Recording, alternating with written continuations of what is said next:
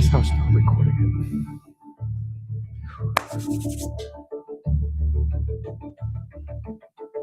What's going on? Good morning. Good morning. Welcome to the channel. This is Art to the Round Table. My name is Mello, and today I got up a little bit different than what I did yesterday. It was kind of like in a weird cucka place yesterday.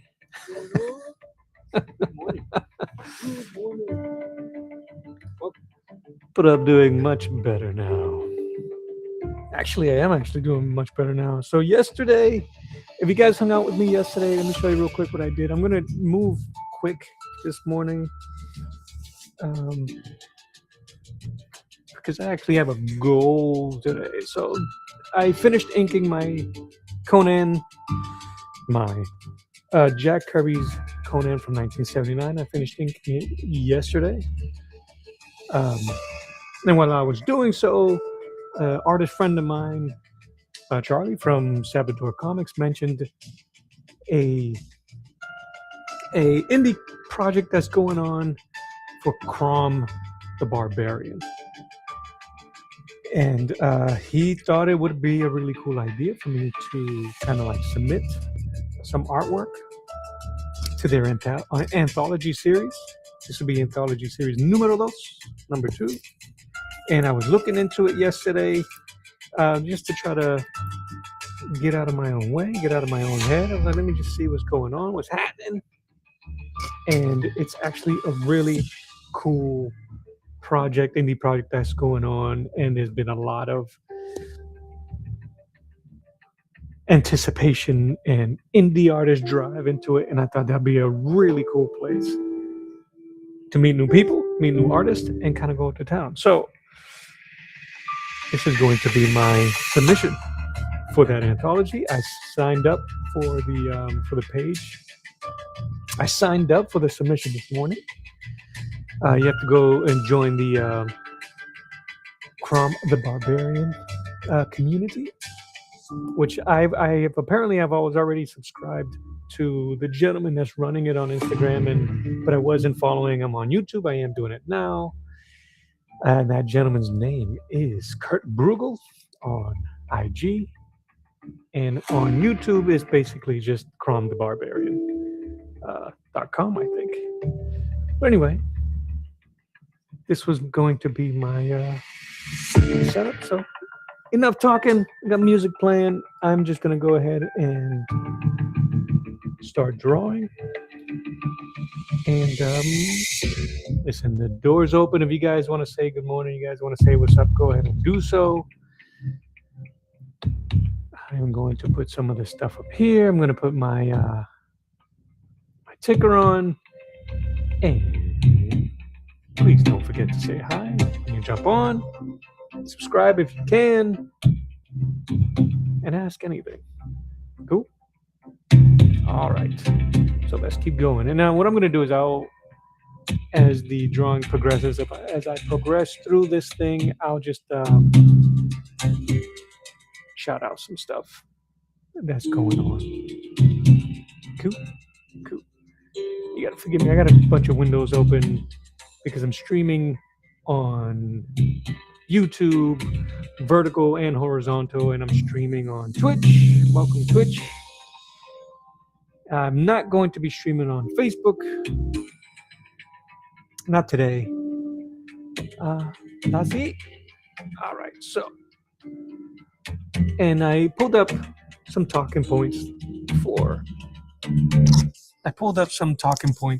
Crom throughout the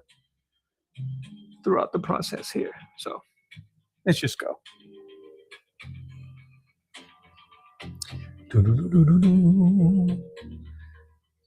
All right.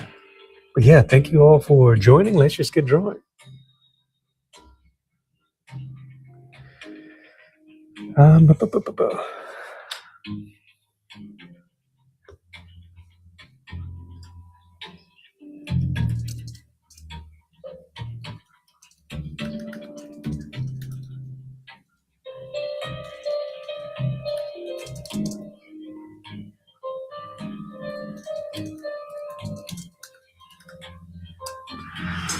All right.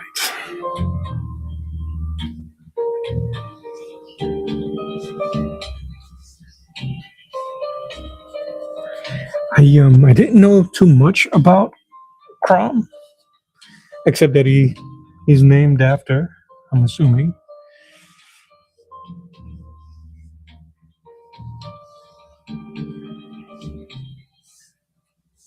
the god that Conan he doesn't pray to, but his appearance is basically the same, blonde, not very He-Man-esque, but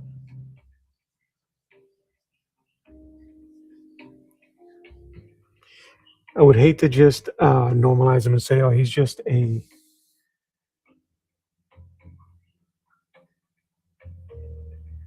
blonde Conan, which I don't think that's the case, and that would be disrespectful.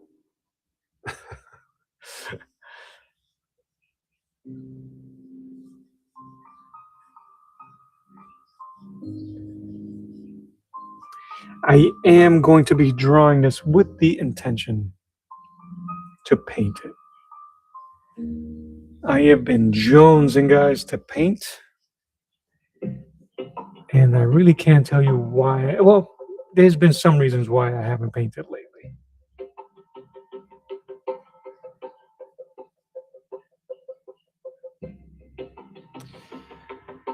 But my goal right now is to make him look as different to my recent Conan.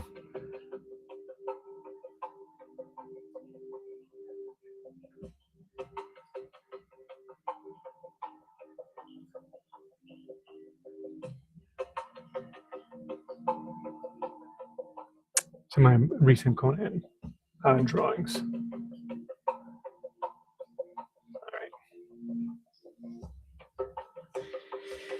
This here, you might not be able to see it because of the blue pencil, but I'm not too sure if I wanted to put his sword in front of his face or over his shoulder.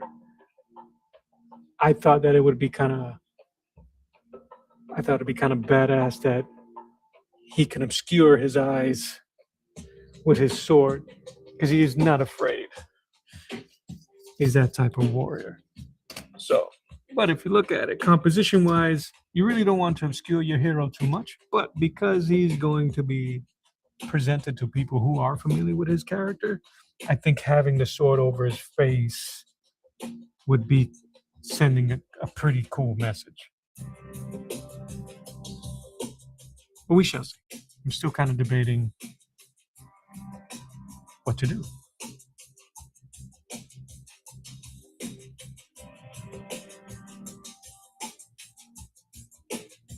Cool. All right.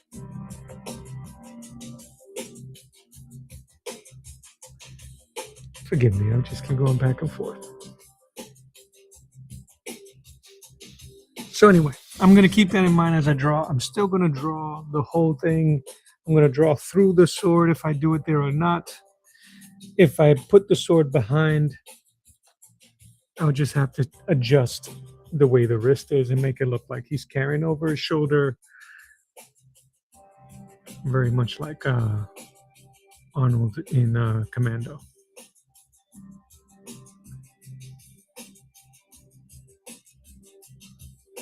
I've still been having issues with my audio, with my microphone. So if you guys are present and I sound off or I don't sound clear enough, if you can give me a shout out and let me know yay or nay audio wise, or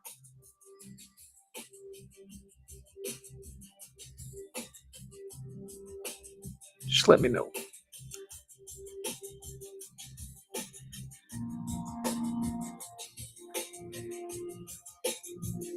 But yeah, I didn't know too much about Crom. But my boy said that he thought that my art style would work. And my art style is basically cartoonish realism with more of a sense of exaggerated realism, comic book style.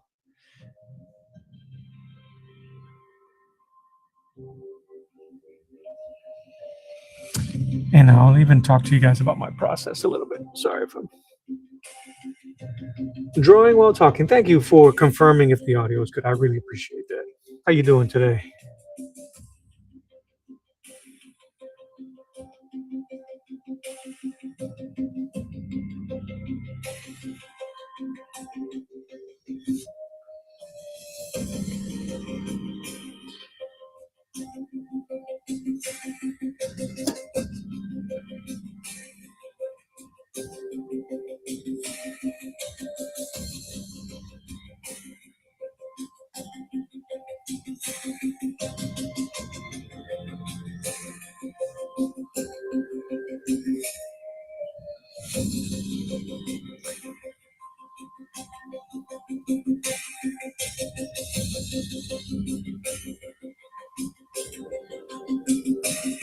I'm trying to make this guy as absurd looking as possible.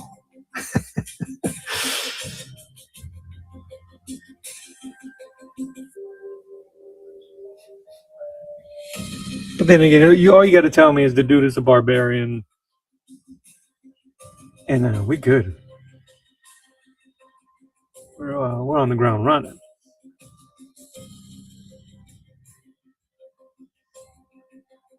So I'm trying to get my landmarks in. Is a fairly simple pose. So I'm just trying to get my landmarks in before I start putting way too much detail. But I've been hankering to put in some work. I think that working on doing these live streams,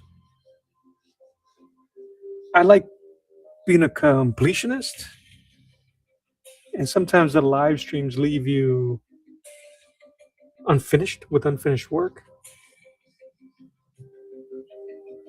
And I've been feeling that lately. So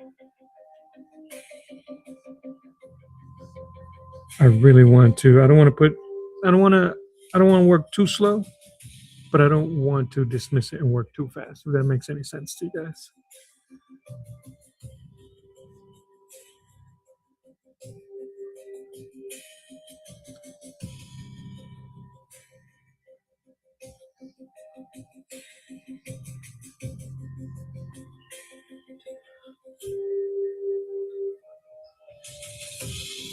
My hands are freezing, bro.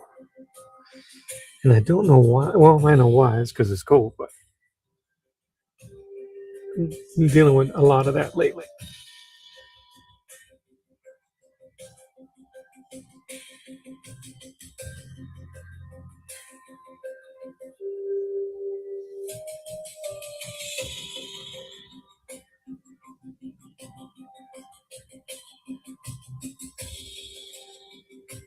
I had to do some Google searching for reference for the character, but honestly, it's pretty straightforward when you think of a barbarian character. Um, so he is a blonde dude. Does have a loincloth. I'm gonna give him a long torso here. I might give him kind of like a standard over, but we'll see. And he is public domain. This character, and I think he's enjoying a level of resurgence in his popularity because of some of the stuff that these indie creators are doing, and I think that is awesome. And I did submit my request to add this, and hopefully, I'm not too late. I think the deadline for the submissions for the second anthology is this Sunday, the 28th, and today being the 24th. And I'd like a little bit of excitement, some pep in your step.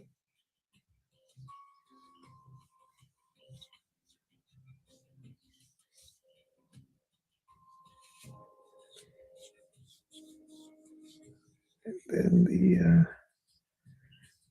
the fupa.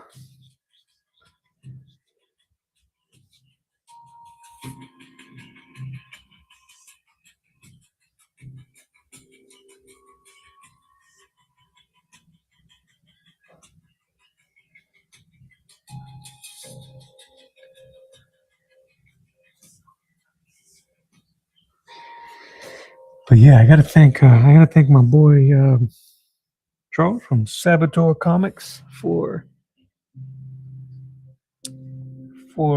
uh, for a little bit of psychology on having me do this.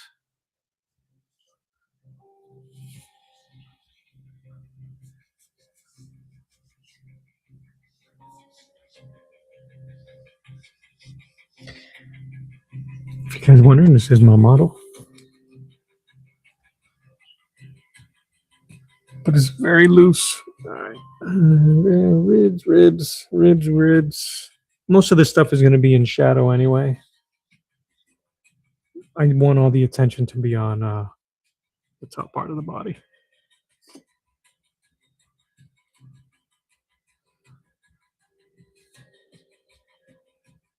One thing that I've been having trouble drawing and vascularness. I need to, I need to keep watching David Finch videos or see if I can find some Stephen Platt reference from the 90s.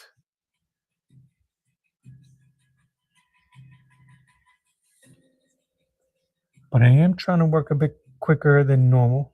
Again, the deadline to submit a rough. So I want at least the rough to look good enough that when I do submit it, there is no question and they'll say yes.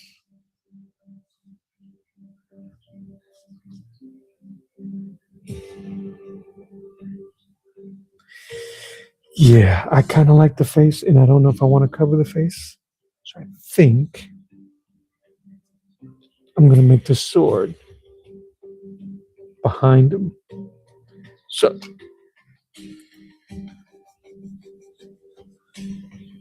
I'm going to have to, I might struggle with the perspective because it is going to be going away. We'll cross that bridge when we get there.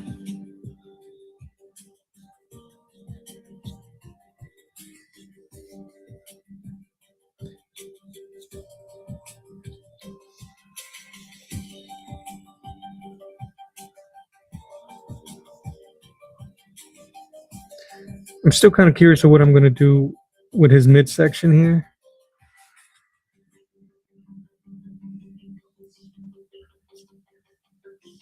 The bottom part is pretty simple. It's going to be loincloth and it's going to be in shadow with a little bit of thigh meat.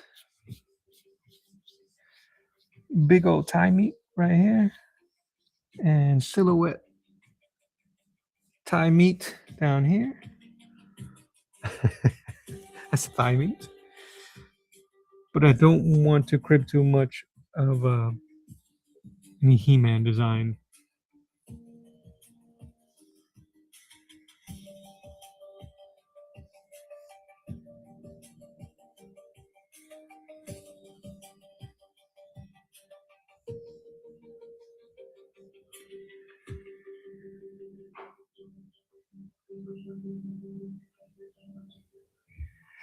Yeah, David is amazing when it comes to his figures.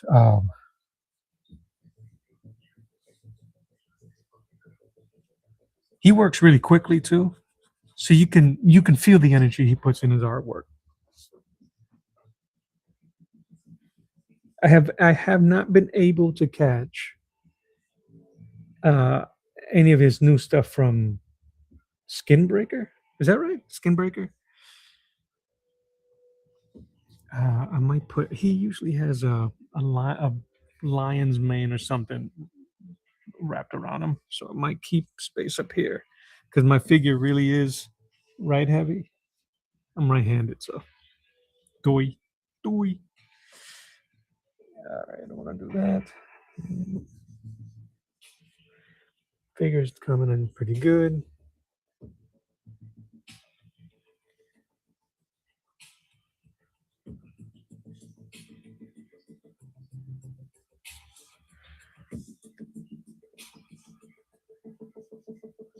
Yeah, there's been some. I've been watching a lot of those videos and trying to get a little bit better.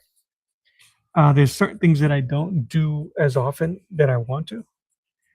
Scenes is one of them. Um, most of my artwork is this type pinup poster style singular image, and that's something that I am working on.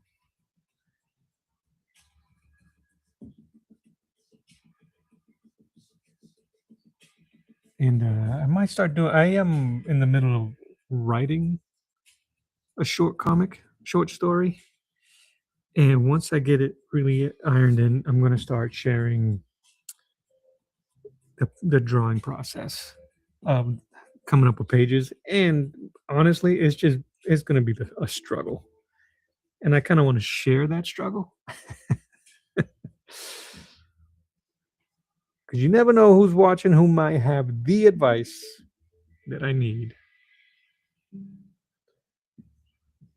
or the tip that I need.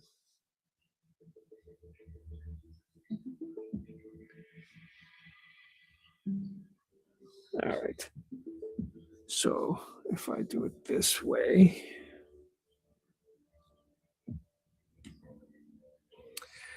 uh, drawing while talking says skin breaker. That's what it was. Doesn't look like my thing. Though I've been reading the Rebirth era from DC. Saw a lot of David's work on Tom King's Batman. Yes, I have a. Give me a second. I might show it. I don't know if I have it here or yes. Oh no, this isn't Rebirth. My bad. This is older. This is New 52. Um,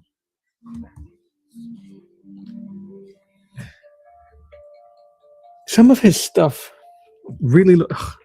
I love when they do this stuff though. Come on, man. How good is that? I didn't like. I tell you what though. I'm a huge fan of David Finch when they let him go bananas. I didn't like his Wonder Woman. Um, I got a question. I wonder if Fabook, the art of Fabook, I forget his first name. If it's him that's cribbing a little bit of David Finch, or if it's the inker. Anyway, um, like you, I don't think the story was my cup of tea as well. I was more interested in the artwork, and that has been my thing lately. I'm going back to buying comics for the artwork.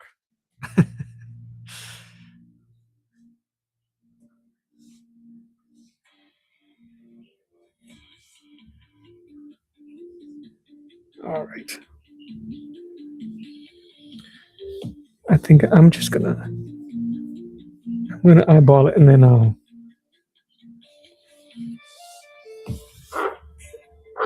a shot glass. Yeah, for Book. Um, he did some Batman Eternal.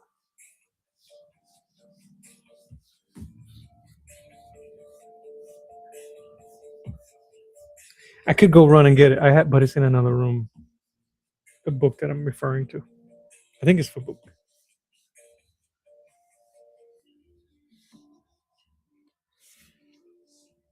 I think that plays. I think that looks badass. Him carrying the sword. I gotta check if he has a signature sword. My friend's all about the story, and yeah, for me, artwork first. Yeah, I've been kind of like shallow that way lately. I've been trying to catch up to old books. I've collected so many for so long and stopped. And there's a local there's a local store that has the comics cheap. Really, he hides his feet. Oh, now I'm gonna have to go back and see if I can if I noticed. That's funny. Yeah, Fabook has a very amalgamated style. Him and it looks like they were all trying to do a bit of Jim Lee, but who isn't? But it has a mix of Daniel, Tony Daniel, and Finch.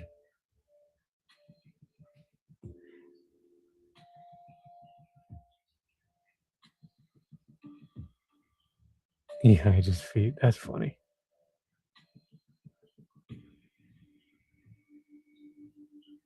Yeah, there's some, but back to with his covers. Yeah, with Finch, some of his stuff, as much as he works, is a bit hit or miss. I don't like his run on Suicide Squad. Um, but I mean, he's the professional, and I'm not.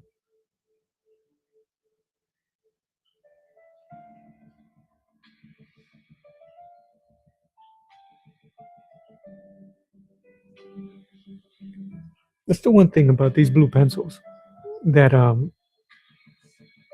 as you draw, the pencils kind of like disappear because you're rubbing.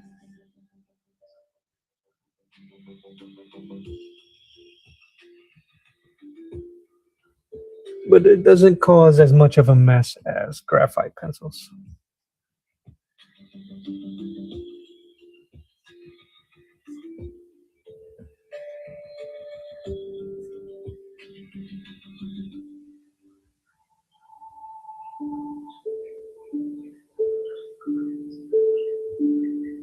That's funny. I'm gonna have to.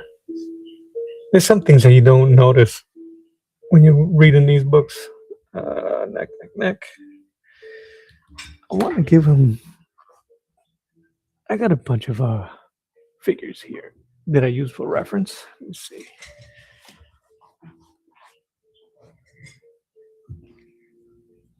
I wanted him to look really exaggerating. So let's see if I can. But still want to make sure that the form is right. If I don't, let me see. Did I draw earlier today? Okay, no. I do it now a lot more now because then I'll have nothing but blue pencil on my arm, on my hand.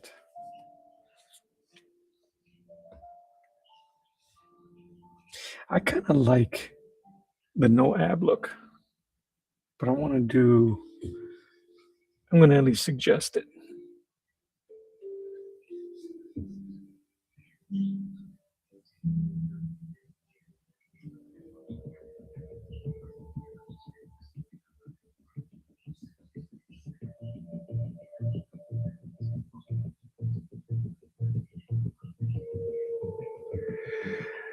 Drawing while talking to you. I see. Is that you? I can't see too well on the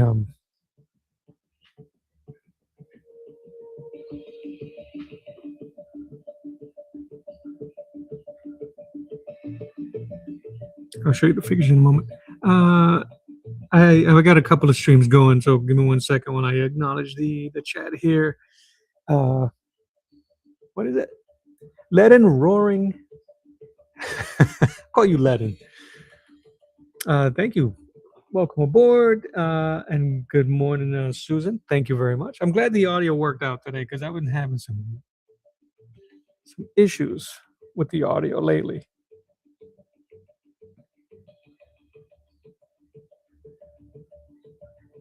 And then, okay, so these are my figures here. I forget the name of them, but I could still find them online, and I can send you the links. Like, it's my homie here. It's the hard body.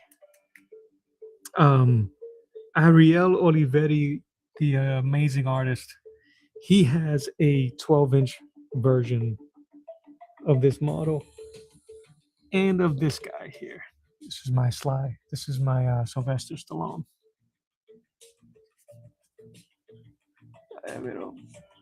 It looks like Sylvester Stallone in Demolition Man. And the reason I like this figure is because of the way the skin folds realistically, kind of. You can get some really good anatomically correct folds, and especially on the shoulders. And then I got Beef LaRue over here, big boy. He's the latest version. He's my figure. I've only used him a few times. This guy's been my go-to lately, but I've been trying to do both. I'll use all of them. Yeah, they're not action figures. I don't think they're based on any characters. Even though the guy looks like Stallone. All right, so and then I'm gonna hide it. I'm gonna draw through it just in case I don't. In case I don't hide it. That's a tip for you young artists. Draw through the objects. You know, you have to train your eye to see in 3D space. Like, for instance, this shoulder here. In my mind's eye, I see it in spherical form, and I see the tricep behind it. I'll see the trap behind it. If he had a scabbard or weaponry or more stuff, I would have to imagine it behind it. So, yeah, drawing while talking. I'll go through my search history. Oh, you know what? You can take a still frame, and Google will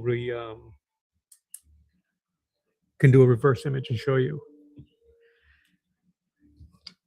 But I can do the same. I've done it recently for someone else.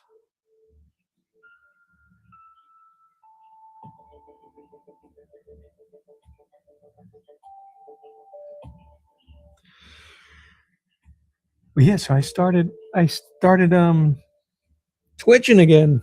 I've had my channel on Twitch. I used to do terribly. Uh, I used to stream playing Forza, and I used to stream uh, Halo, playing not Halo Online, the gameplay, the single player campaign.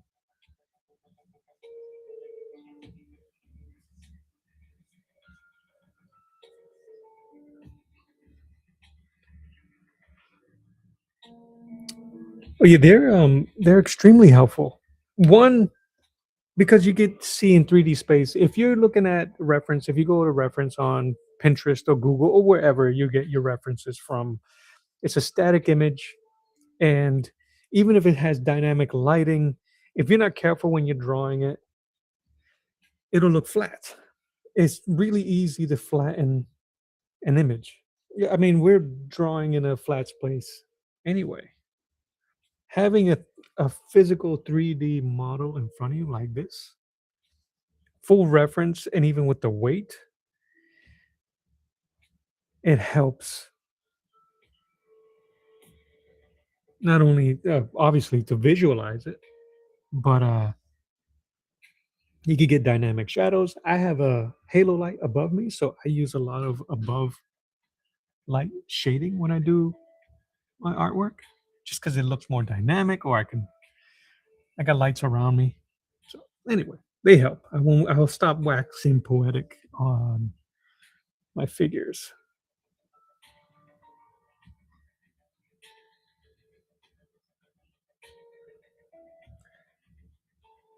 I don't know if he has a cleft chin, but all my heroes, I give them the cleft chin.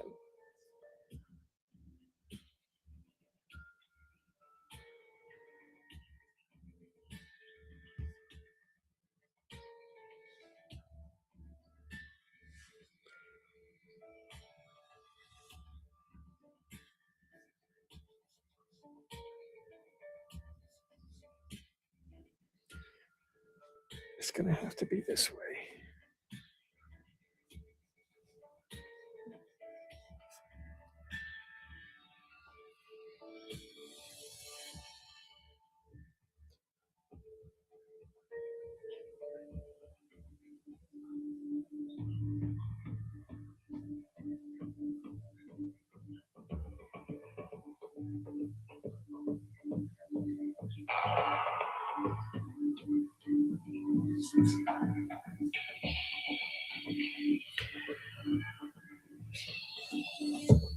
But yeah, with all the years that I've been drawing, I've never submitted my work for anything. for prizes or for competitions or anything like that, or period. Usually just it's usually either just fan art that I'll submit to or send not submit send to someone that will gift it. Um, this anthology series for this character for Crom is would be a first, and actually I hope they accept it. First of all, I don't want to seem or appear like I'm riding the coattails after they've done all the work, and then it's like, hey, can you see? Can you put mines in there? So I want to put some, make sure that what I submit to them is worth their time.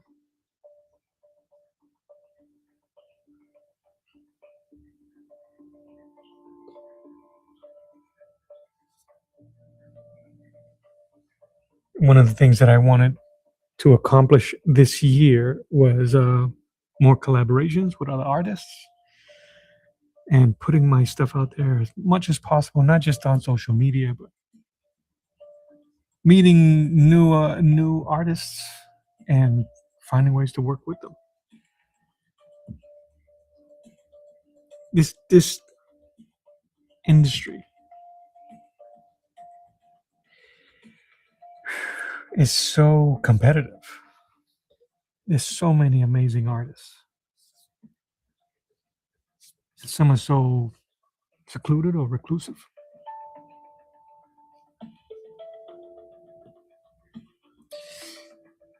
Hand is killing me. Am I going to paint the drawing as well? Yes, that's the intention. I want to paint it. But I'm trying to get through the drawing quick just so that they can say yes. Because I think if they say yes, it's good for submission. It's up until April. So we'll see. I was looking through most of it. Yeah, I actually have it up here. Where are you? Where are you? The anthology is an open call for collaborators. So, guys, if you're interested, jump on there. Their first deadline is on the 28th, this Sunday, for roughs and mock-ups. And then the final deadline is April. And then the launch date for the public is on the 15th of June. So I think it's actually pretty cool. And this is all from the cromthebarbarian.com. They're looking for pencilers, comic teams for dynamic black and white storytelling. They're looking for writers and illustrators. They're looking for pinups and gallery pieces. I'm trying to submit for the pinups. And I think it'll be friggin' cool. This will be for number 2.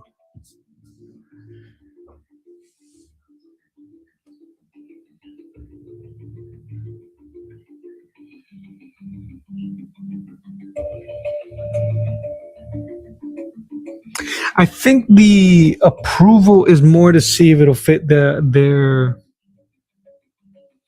if it fits the flavor. It doesn't really say anything about they may get a ton, but I think the roughs are due so mock-ups can be produced. So this is for so that when they start doing the mock-ups of the book,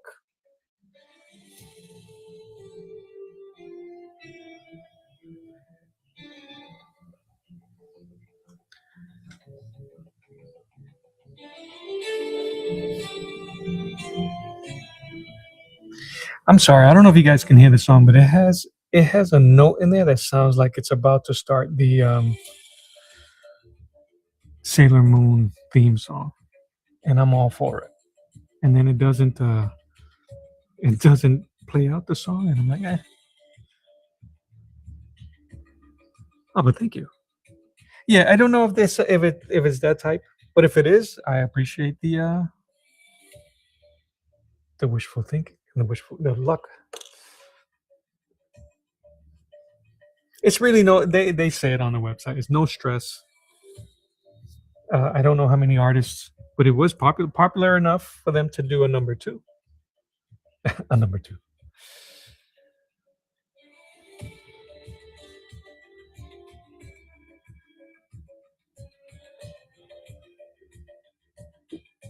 Uh, drawing while talking. Have you gone through my videos before? Have you seen any of my paintings? Yeah, I'll show you. I really need to get back into it. I really wanted to paint something today, and I still might. Uh, I was looking for this. I thought I lost it. I thought I lost it.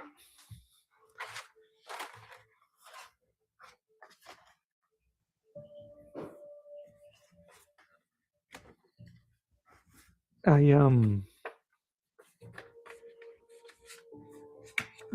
that's so funny. Now I lost the other one. I need another. No, here it is. Okay. This isn't what I was going to show you, but I thought it was funny that I actually found it. Um, these are just ink postcards. This one's a little bit bigger. What is this? 8.5, 5.5 by 8.5. Ah, thank you. I'm selling these for like $2-3 on my coffee shop. But yeah, I've been hankering to sling the paint, man,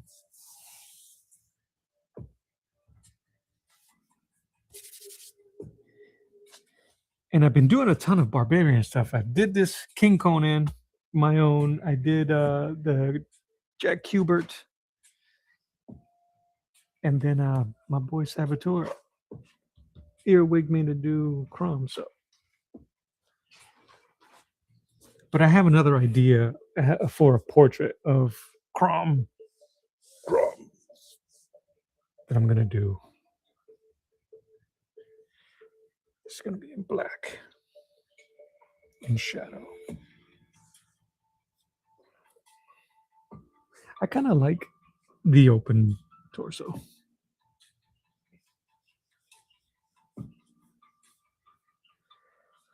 It's kind of ridiculous, kind of sexy.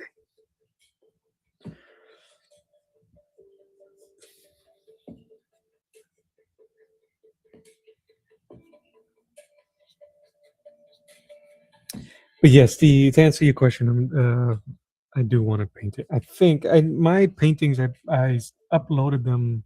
I didn't upload them in order, and the last one I did was of the rhino, which is the one I have still on the homepage, and that King Conan. I need to do something. Susan said, "It's you've only submitted to galleries." I kind of even vaguely remember you mentioning that in an old post or in an old video. I think that's really cool. I've never submitted to gallery.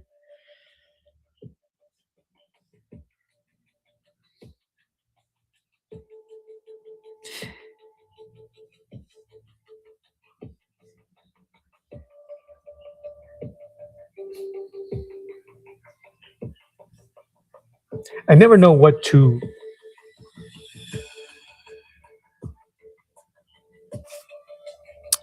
I would submit, or if anybody would like to see anything that I create.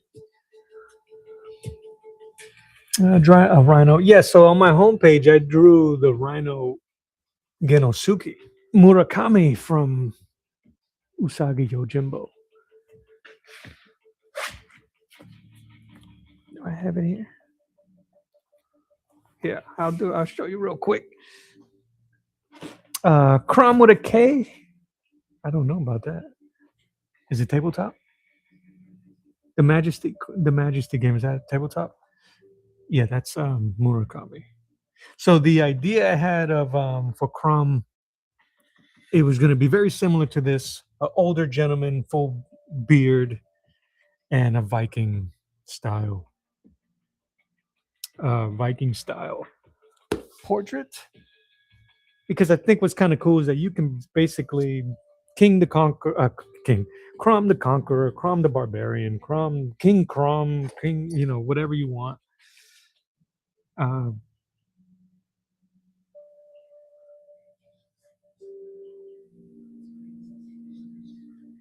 Yeah, the majority of this is going to be in shadow, so I just have to find out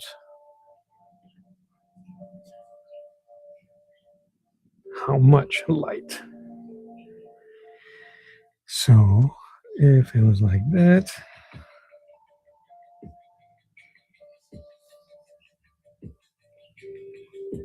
and I'm just using my halo light above me, and I just create a more extreme.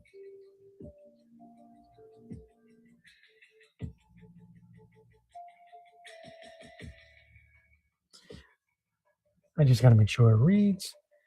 Give you ain't got no shirts. You got to get nips.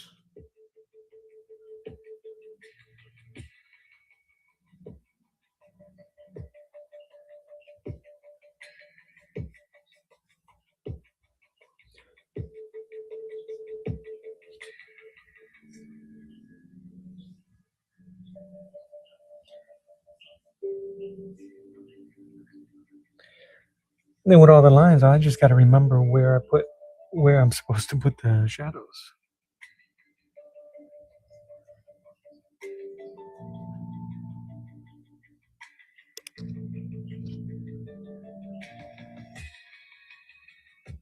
Yeah, Crom, the barbarian god, is I think is the one that Conan refers to, if I'm correct.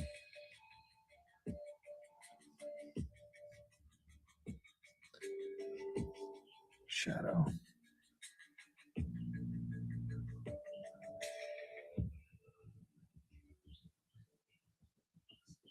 And then very little light.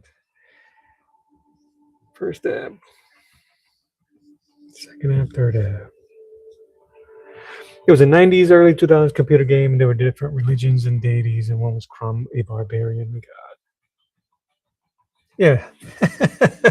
Yeah. Yeah, I had to do a little bit of Googling here. So, Crom the Barbarian was, and is very recent, created in 1950s by writer Gardner Fox and artist John Yunta, which that last name sounds familiar to me, from Avon Publishing. He appeared in Out of This World #1, making him the earliest sword and sorcery hero in American comics. So that's freaking cool. Fox, who later became a legendary DC Comics writer, was heavily inspired by pulp fantasy traditions, especially the works of Robert E. Howard. Crom was his attempt to bring that raw, mythic energy into comic book format. So he was influenced by the gentleman that created Conan, and in doing so became the first comic for Conan style character. That's pretty cool.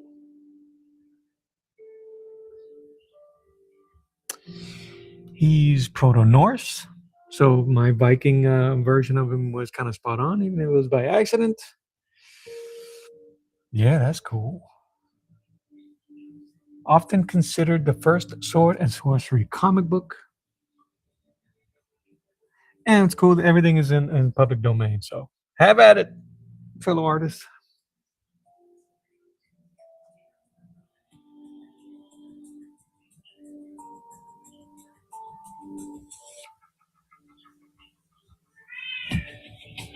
And there she is.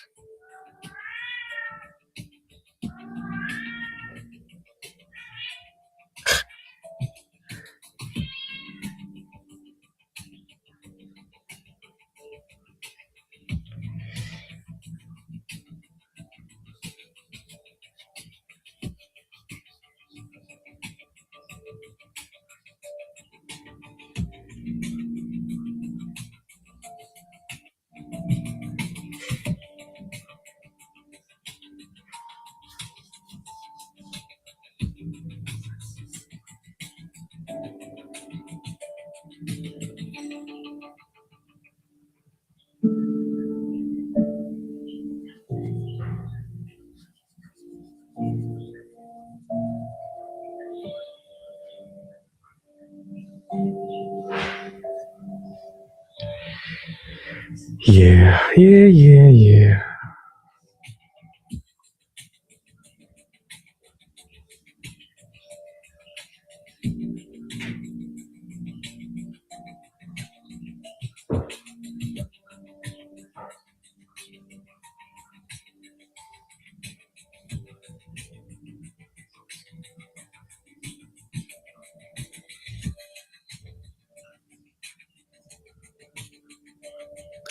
What's kind of what bums me out is the fact that I had no idea about the character until this thing came up. Well, I guess that's a good thing and a bad thing.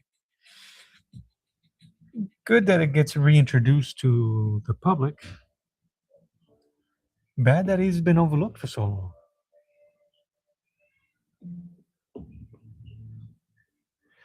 Thank you, Susan. You have a fantastic Tuesday. Today is Tuesday, right? Have a fantastic Tuesday. And thank you. And if they don't select it, then you know what? It'll still be a pretty kick a barbarian drawing.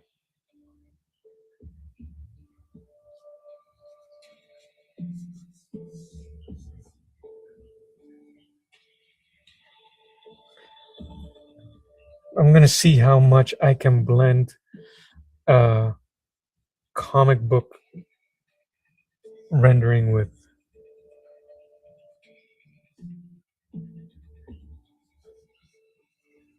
a painterly style.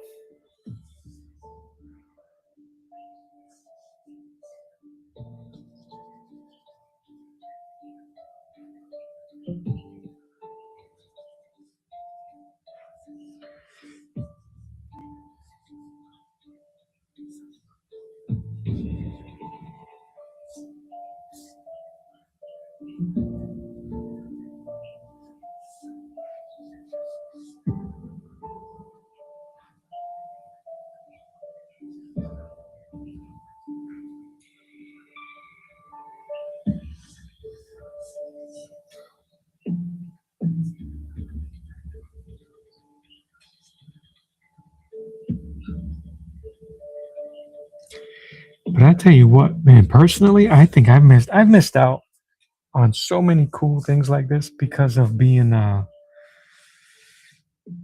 of like an introvert artist. There's nothing wrong with being an introvert artist, and I think I did it. I was like that because I didn't have a lot of friends growing up, and I didn't mind being alone.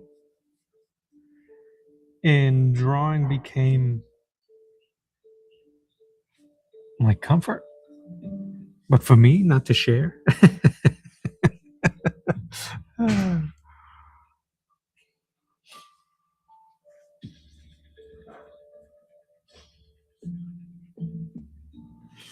What do you ask?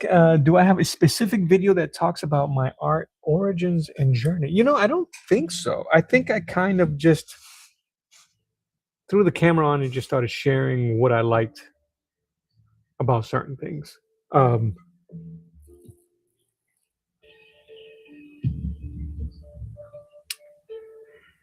that was interesting. One of my restream crashed on me. Um, but no, not really. It's not a very exciting story to tell you the truth. Like most artists, started very little, very young. I think it was because I was introverted. Just give me a pen and paper and leave me alone type of mentality. I predominantly self-taught through, the love of comic books and tracing comics and cartoons. I think I was born in the right time when it came to appreciating cartoons. Well, put into perspective, I was 5 years old when the Ninja Turtles jumped on the scene, the comic. So about 7, 8, 9 when the shows and the movie came on and just blew my mind.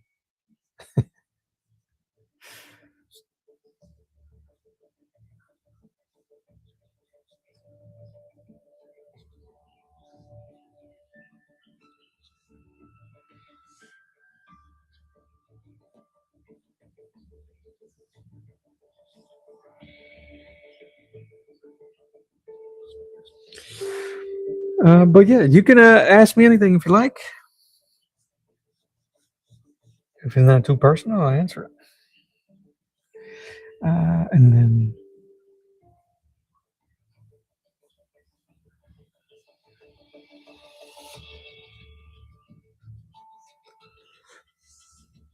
That's going to be in shadow.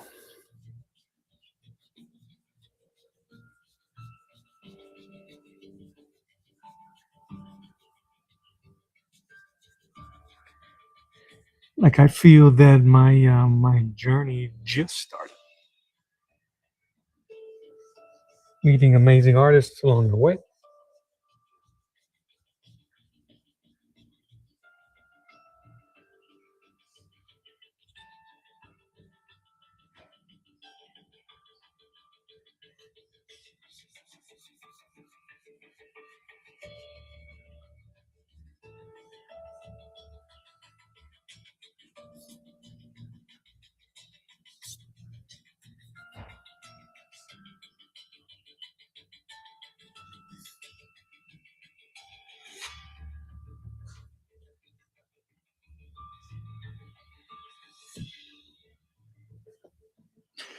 So if they ever create the biography of my life, they're gonna have to skip a lot of years.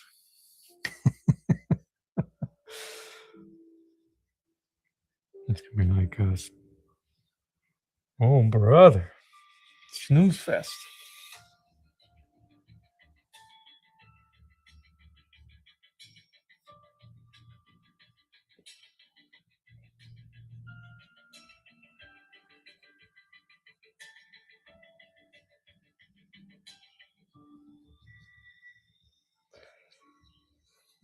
See, now I'm curious. My stream crashed, and I restarted it, and I wonder if it's going to override the original.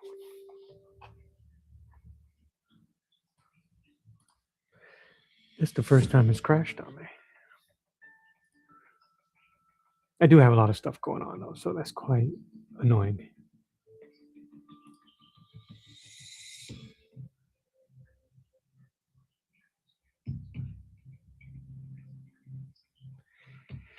And it doesn't say that one ended.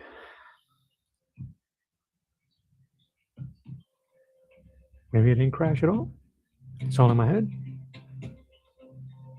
We'll never know. We'll never know. All right.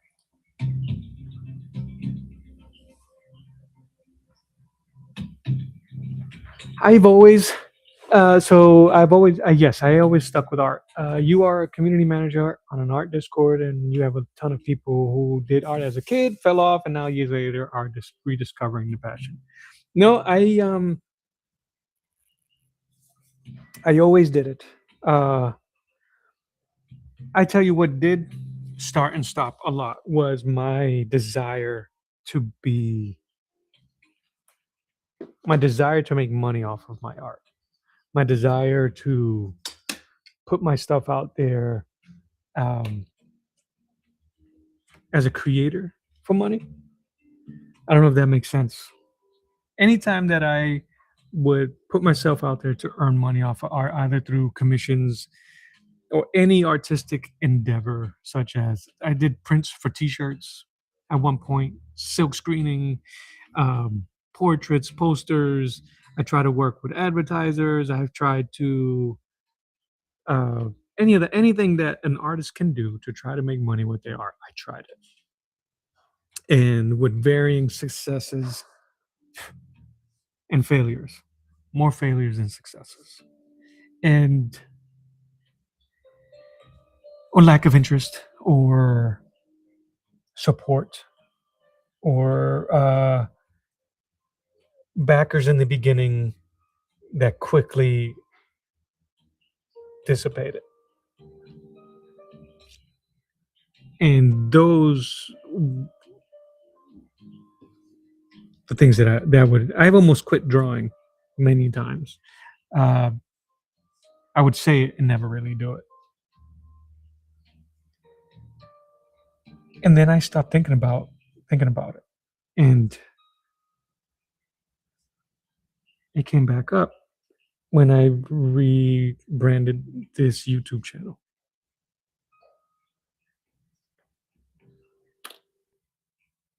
Thank you, baby.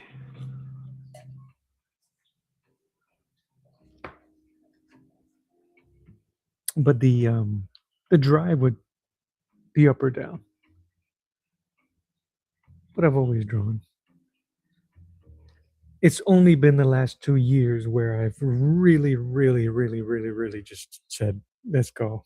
Let's just do it. Let's get it done." I'm the only one that can succeed or fail in this. Put it on me. Stop looking for outside sources to, for support, and trust in myself.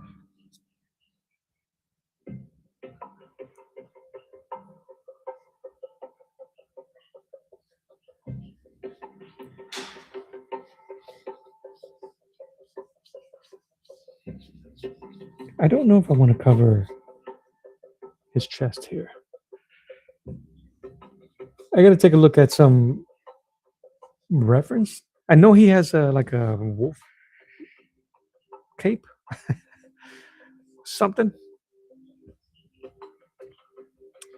And I want to do the sword here.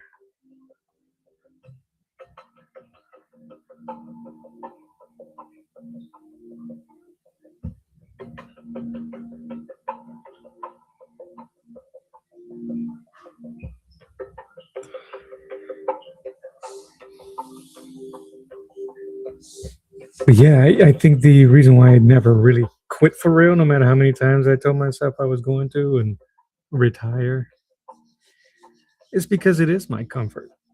It is the place that I would go to.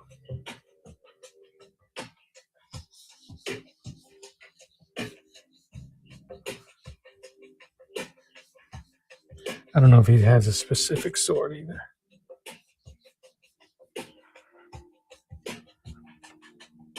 I could just stop thinking about it so hard, right? All right, let's see.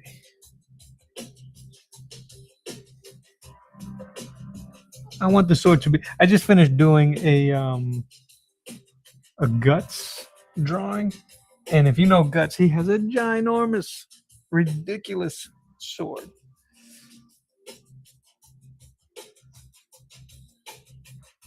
So I want to keep that flavor.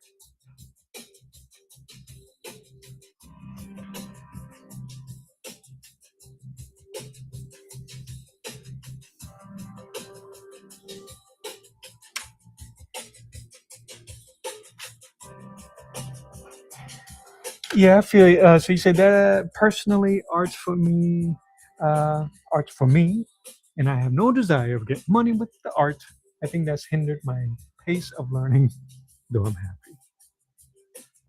Yeah, I think that it does do something to it when you start seeing it that way. And to be honest, because art is such a personal thing to me, it makes it very difficult for me to sell something. So I'm always in my own way, and it's something that I have been fighting with myself for so long to get over. Um, every time I do a piece and somebody wants to buy it and I sell it to them, a part of me dies and I regret it. Unless it's a commission. If it's a commission, then it's yours. You paid for it. But again, since I started this channel, I have been okay with tearing up pieces of art. They're not the end all. I've sold pieces. I've made commissions. I 2 years ago or a year ago, between the last 2 years, I was able to work as a cover artist for a publishing company here in where I live. That was pretty cool. That adventure is over, and I'm okay with that. It was an awesome experience. So, and I think it was because of a change of thinking. Are you thinking about the part of my baby? I regret it. Every drawing I've done, they're my babies. My babies. I think that works. I got to make sure I draw the sword right. There's a Rob Norton will tear up my sword drawing skills if I don't do it right.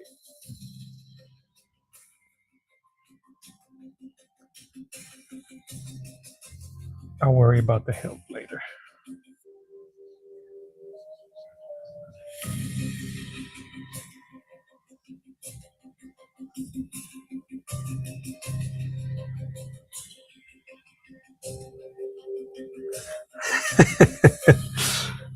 The not it's because it's really a nautical oh,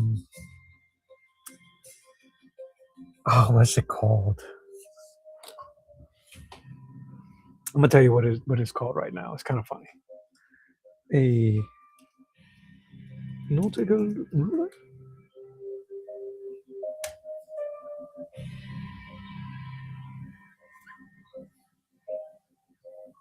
It's a marine navigation parallel ruler. So its true purpose, the true purpose of this is that you have your maps. That's why it has the north, south, southeast, northwest. It has the compass on it. I think it should read that way. And you would plot out on your longitude and latitude, and it'll tell you. You mark out where on the island you want to go to. Bap. It'll tell you in degrees to travel, what direction. And I'm assuming, because I am not a seaman or a nautical expert, but you'll laugh even further if you once you realize that I bought this only because I saw David Finch use it. He used it to line up his drawing paper. This drawing paper, I like this Strathmore because it has these hatch marks on the side. I don't know if you can see it on the vertical, but these hatch marks on the side. So he quickly was able to mark up his page with parallel and horizontal, vertical and horizontal lines so that he can do perspective drawings. So yeah, I was watching his perspective drawings and that's why my stuff is crooked. I need that ruler. And I have yet to do a proper perspective drawing. But I want to. I had an idea of King Crom or King Conan sitting on the throne, and I was going to use it then, but sometimes it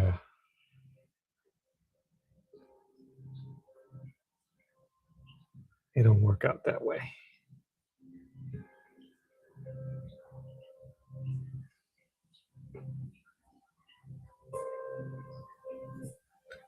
I don't know how to design swords. I just want his knuckle here, first knuckle that way.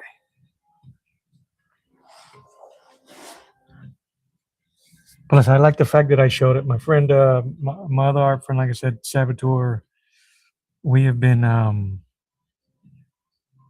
talking about art tools.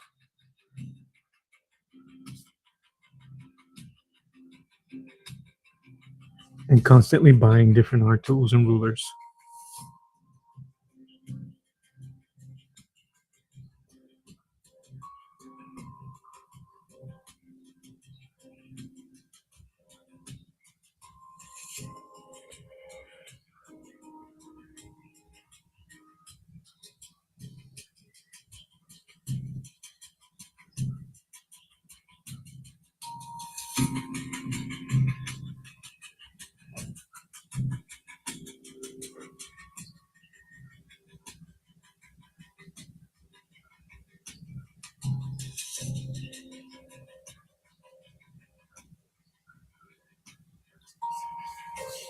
Yeah, man. You know how it is. Oh, that tool. You know who had the best line? May rest in peace for real. He's Kim Jong Un. Kim Jong Un? Kim Jungis. He pulled out this pen and he showed the pen, this bomb pen that he used, and he said, I'm gonna show it to you because you're gonna want to draw it, but you're not gonna be able to draw like me. Because he knows for sure that we was going to. I never bought that pen though. Buy things all the time because I see artists I follow use them, and I think yes. So the one thing that David Finch does and some other artists do that I can't do, they tape. I know if you they tape, especially David Finch. He has a ton of like construction tape on his pencil. Um, I know that tattoo artists use it on their machines. They'll have a big grip because it helps with the weight. But I think he does it because to protect his wrist from metacarpal, which is a great. Which you'll notice once you start putting these type of foams on a pencil, it doesn't allow you to grip the pencil so hard, which I think is why he can use those bold leads and keep them sharp for so long for as much as he draws because he's not grinding the tip of that pencil constantly. And I don't stare at his hands, but I have that writer's bump, and I'm trying to get rid of it. It won't. I'm sure it won't get gone, but this helps actually. I was able to draw with this, and it's actually pretty comfortable.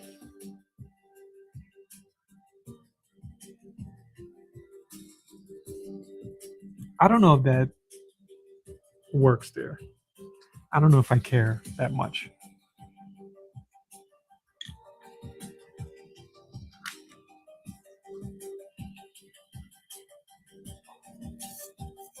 I don't know much about his villains. I was going to do, honest. I kept this up top because I was going to put his name as if this was a cover.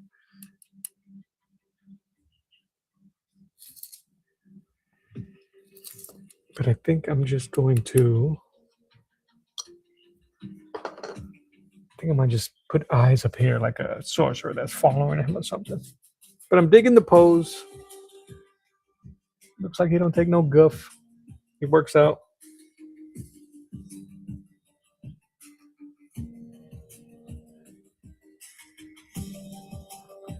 Tighten up his hair here.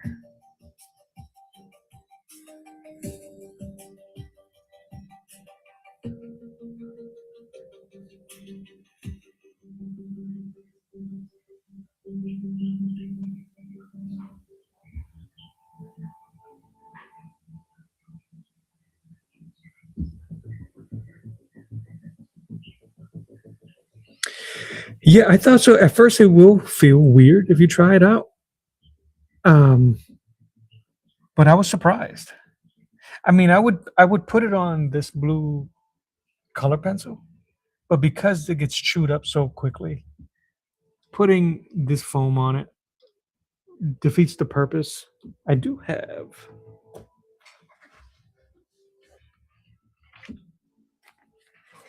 I guess I could use these. I bought these recently to do the same. I bought these so I can use on my new paint brushes, my new ink brushes, and also on my quill pens, but they don't fit.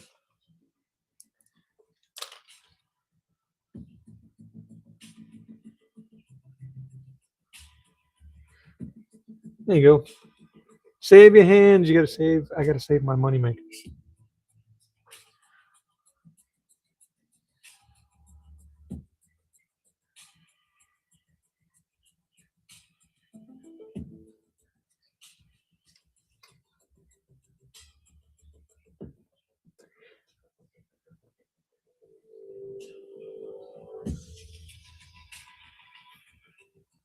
But yeah, it's actually really comfortable.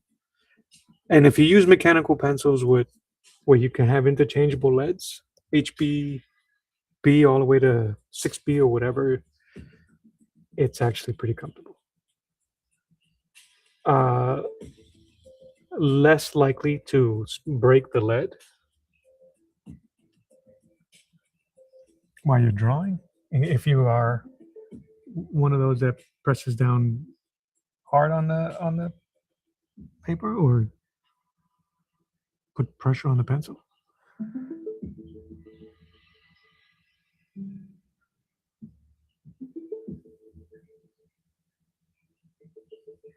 I think that actually feels pretty good.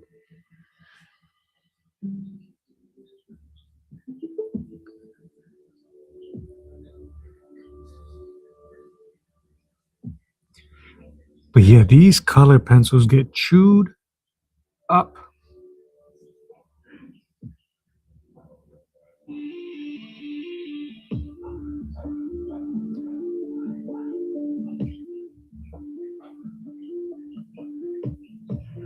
But I'm gonna try to draw as much as possible. I'll probably scan it in. Um, if it's to my liking, I'm going to spray it and I'm gonna paint right over the original.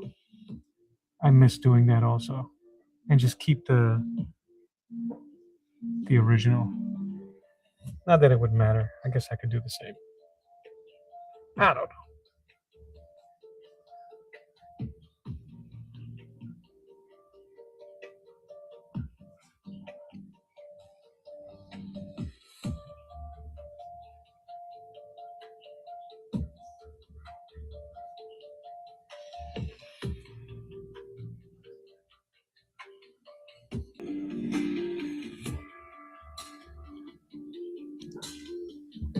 Hot dang, that tea is hot.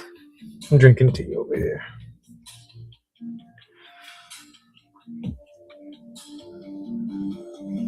I want to give him crazy eyes, just like his.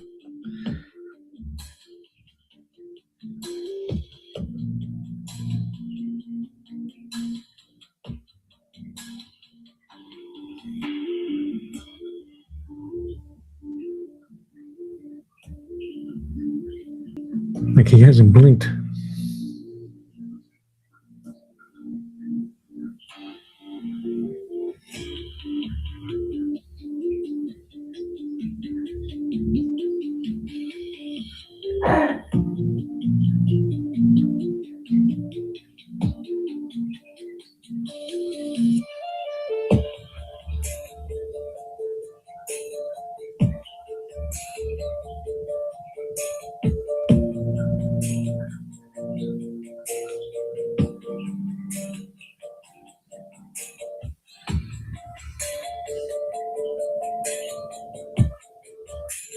Give it a shot. Give it even these a shot.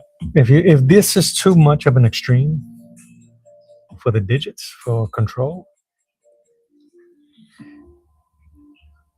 you do end up drawing a lot lighter. Control is there, but I think you'll end up being a bit, not you, but when I was messing with it, you do tend to be a bit more sketchy because you can't throw in such dark lines from the get go. If that makes sense.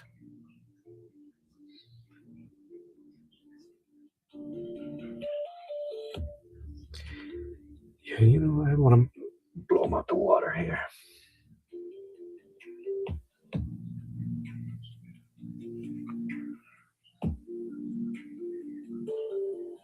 Don't get them expensive, brother. What sister? Dollar Tree. How many in there? 10. 10 for $1.25. I got these foam and the jelly. So it might help you out. It might work in your favor. This I bought online on Amazon. But I mean, it just I had to cut carefully using a knife the holes because it's too tight.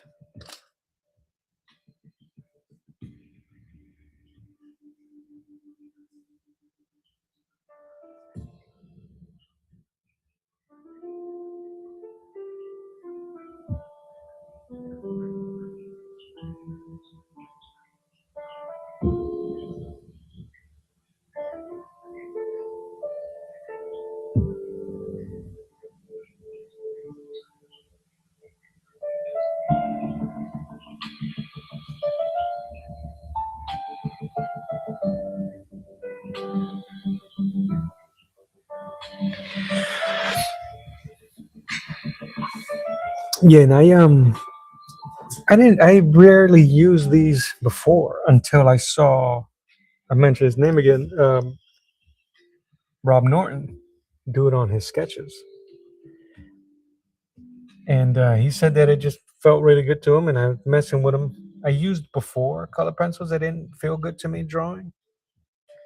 I don't know what these are made of, but the waxiness of these pencils on Bristol board feels really comfortable. You can get really sketchy. You can still build up the lines, like I said, as a smudge, they disappear. You can still get volume with erasing. So it's been really good to me.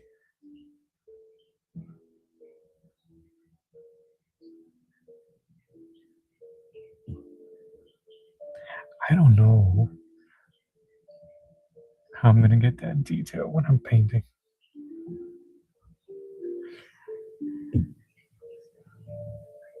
That's one thing I'm going to have to figure out on the face, especially. I'm going to have to convert these into shapes and not worry too much about the form of it.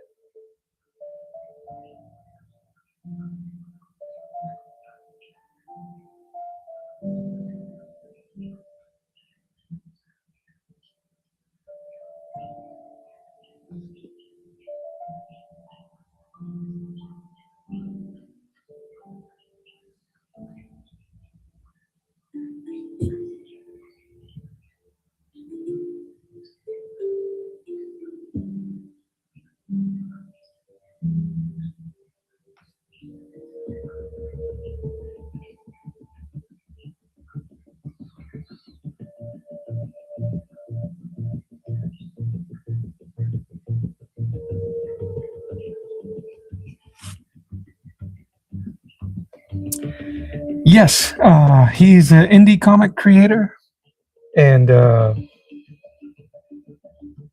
he has a channel here on YouTube. You could just put his name, Rob Norton. Robert Norton. How's that old Rob Norton? Uh, he did a really awesome fan comic of He-Man. Dude, I'm telling you, it's been nothing but barbarians for, for like 2 years. Um, I'll show you the fan comic. I'll give it a second. I'll give that a second. He did a 6-volume fan fiction series. Uh, that is pretty awesome. So these are the 6, and it tells the story of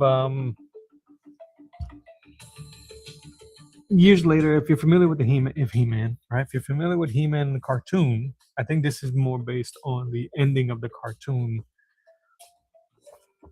Let me see here. Is this number 1? Yep. 1, 2, 3.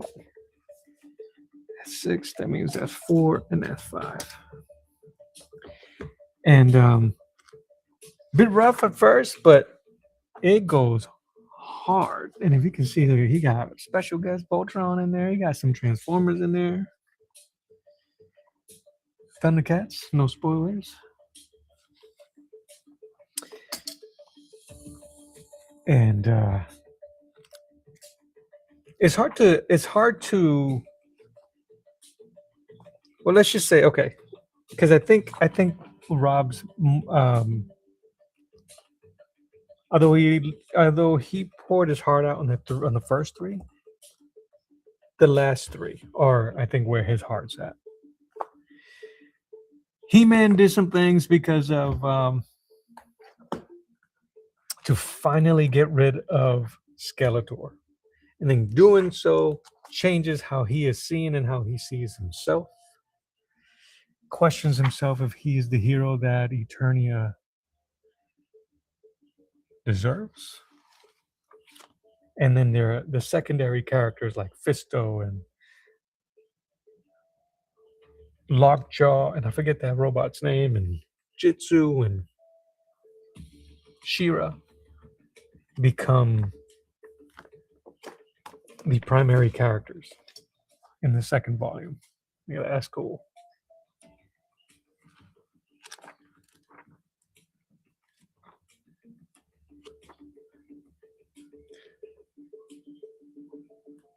And what's really cool is that later on in the series, he starts collaborating with professional comic inker Chuck Gibson. I was about to call him Chuck Norris. Chuck Gibson. And Chuck Gibson, the professional inker, starts inking some of his work, and it's really cool.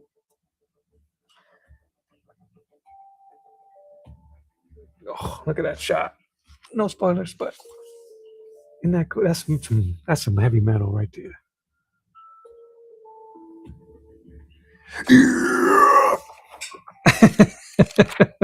Sorry for the sound effects. So, if you like comic books, man, if you're in our age group, you'll feel right at home with his videos and the stuff he reviews. He reviews comics, and he does live streams, art live streams a lot of his own stuff. So you get to see his original artwork as he does it.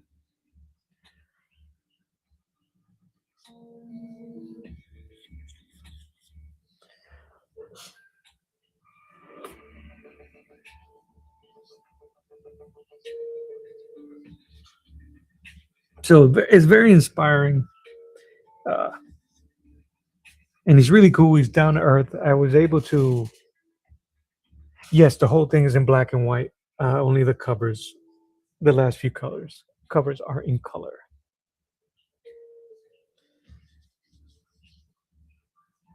And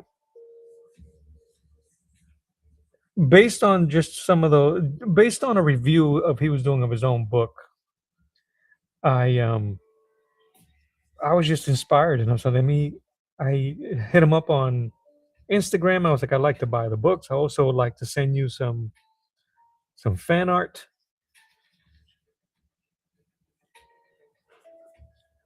And I did not talk about serendipity. I did not know that Fisto was essentially the main character in the next few volumes, and that was the character that I chose to do fan art of.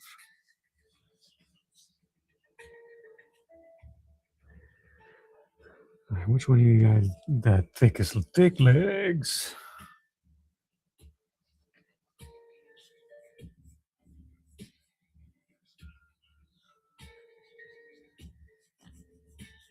Gotta hit him up with the thunder ties.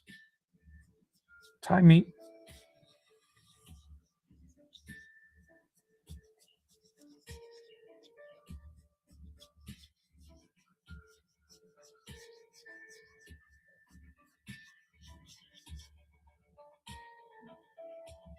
Yeah, man, me too. That was one of the things when I started, I really was looking for those type of creators, um, honest creators. I ended up unsubscribing to a lot of artists just because you can kind of start seeing the falseness of some people because they fall into the trap of being a a character, and you got to do what you got to do. If that's what brings you to the game, you got to stick to it. But I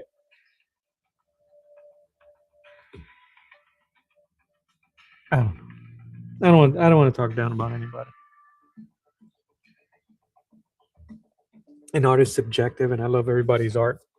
Um, but sometimes it gets a little grating trying to figure out who the person is and who the character is supposed, who they're trying to play, who they're trying to be as.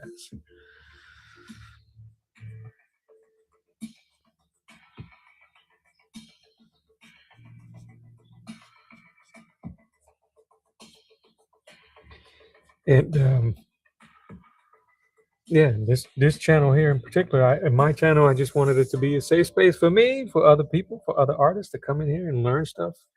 And the whole point was I was teaching myself how to use gouache, and I was trying to share with everyone. And using gouache as a medium to paint this type of stuff, which you don't see very often. And if you do, it's very hidden behind other intentions. His leg is huge, it gets lost there.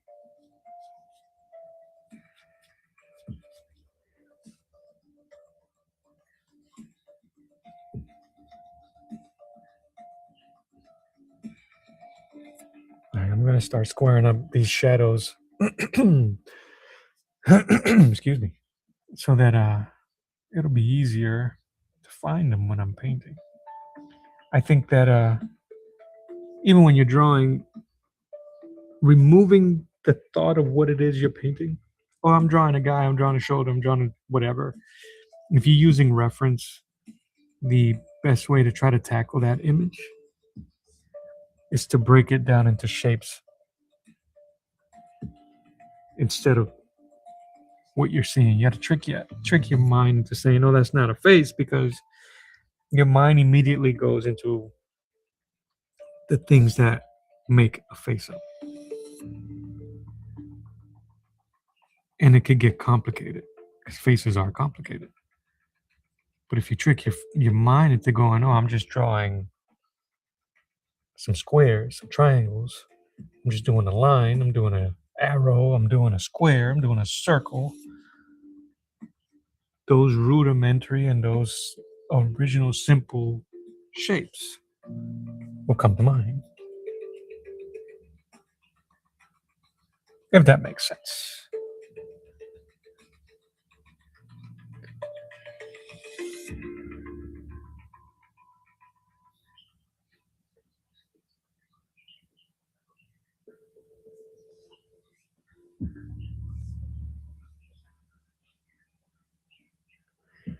Yeah, if I do the eyes,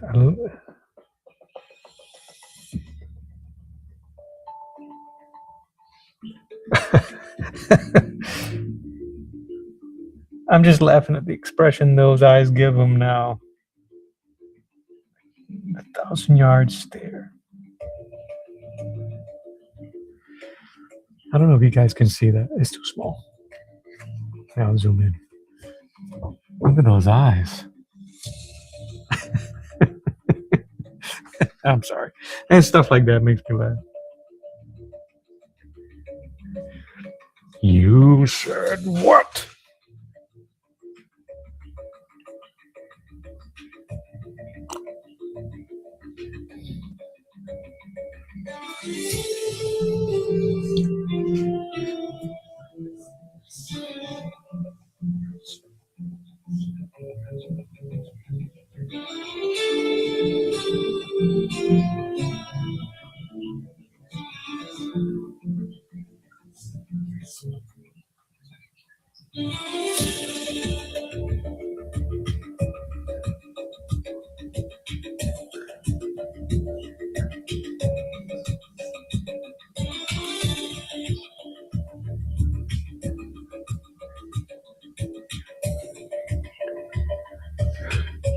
Retro superhero art.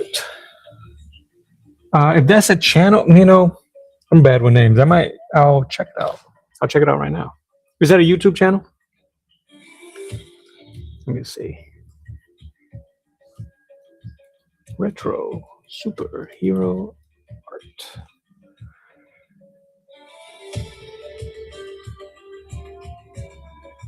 I have not subscribed.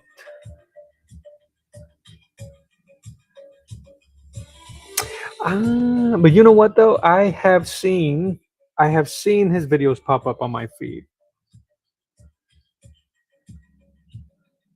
Do you recommend?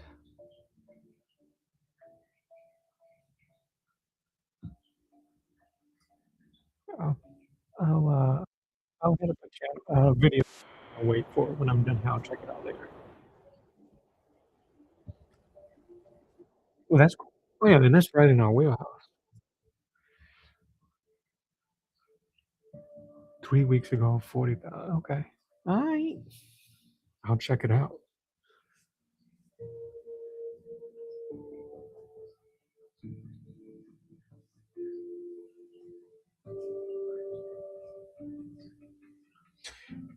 I really like the way the the industry is going.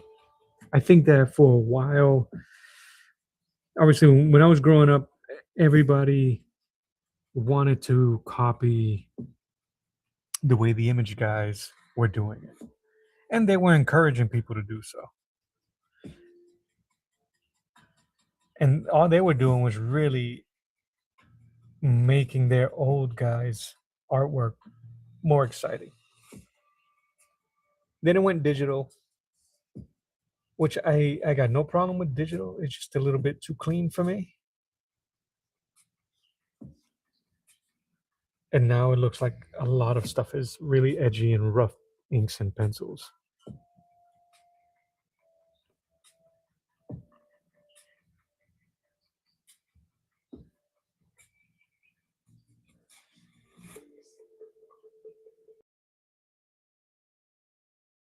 The scar. Crom wears no cape.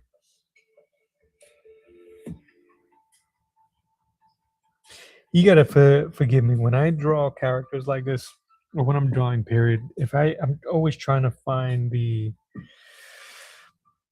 soul of the image, the vibe or the attitude of the image. So I'll voice it.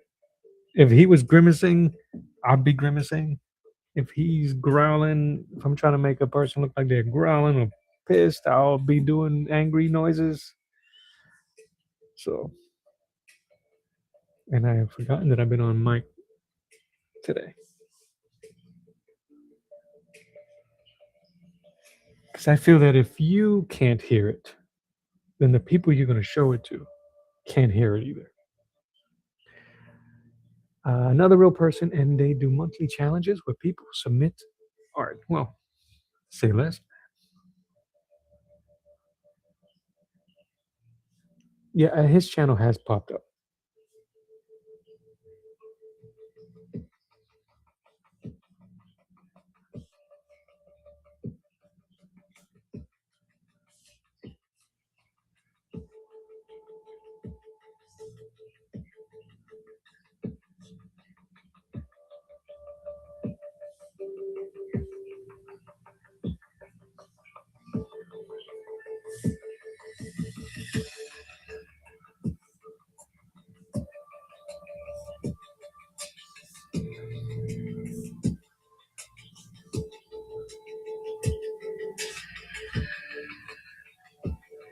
This is a very cheap way to do detail.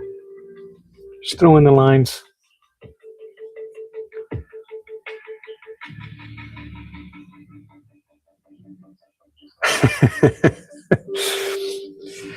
uh, People saying they do the same face they're drawing. You've never done that. Don't know why. And I get a focus. I don't think about anything else. I see it. You know, you might be you subconsciously doing the face.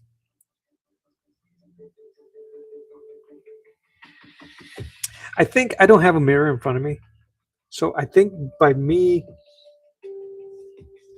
doing the face, I can feel the muscles contorting and the wrinkles forming. So that kind of gives me a mind's eye, a mental picture. And I think that if you can, for this face in particular, if you can kind of voice that, it helps also bring it together. That's what I do.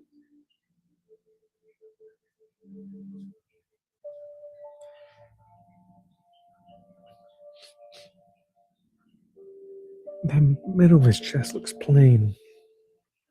So I'm gonna have to add shadow here.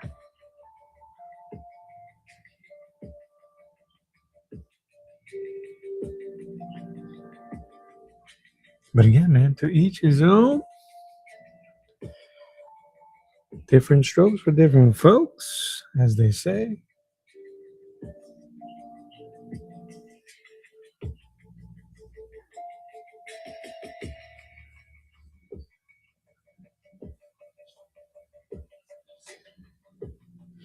Big old pepperoni niblets for Crom.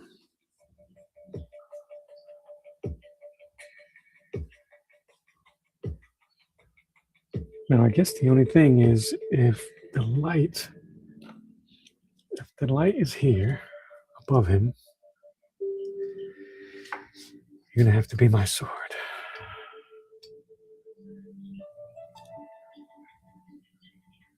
He has some shadow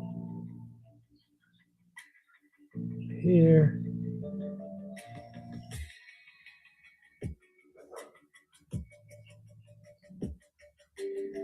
Something like that. You gotta use what you got.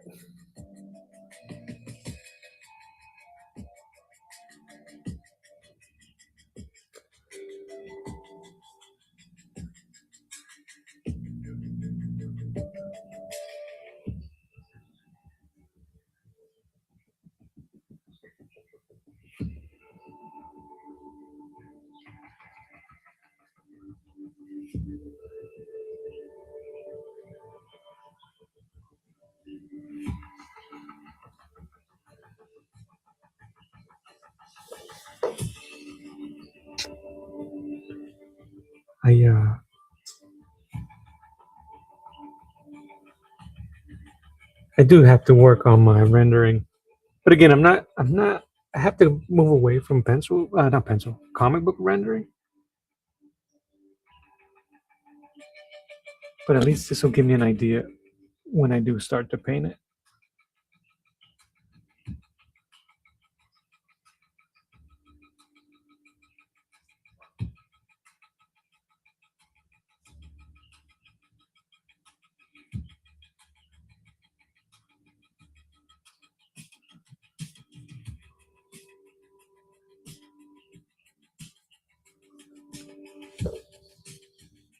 Maybe I can find someone to ink it.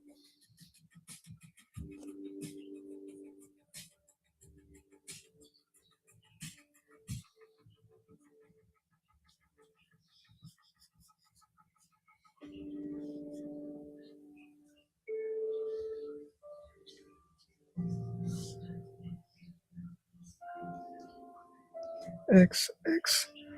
I'm spotting my blacks. Most of this stuff is going to be black. I'm going to try to keep in mind like the black and white comic book aesthetic, because I think it'll look cool that way, and just figure out how I'm going to. But I don't know if I'm going to paint it in color. Ugh. Don't know what to do.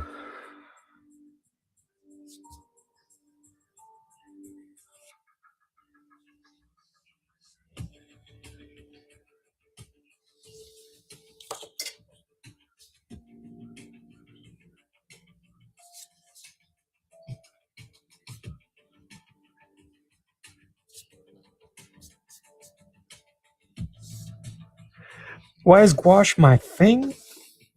That's a good question. I have no idea. I kind of like fell into it because of I started following other artists that were using gouache, and I loved what they were doing with it. But the stuff that they were doing was mostly Ghibli landscapes, and every time I would see it, I'm like, oh man, that would look cool if they did it on this. And I could never find a video that would have that. And if I did, it didn't really look good to me. I just came off of using watercolors, and one of the biggest misnomers, I know it now, and one of the biggest misnomers and one of the biggest things that people end up saying is, oh, gouache is basically opaque watercolors. And that kind of, it's not 100% true. It's water-based, yes, but not necessarily all the way true. But it's a good way to describe it.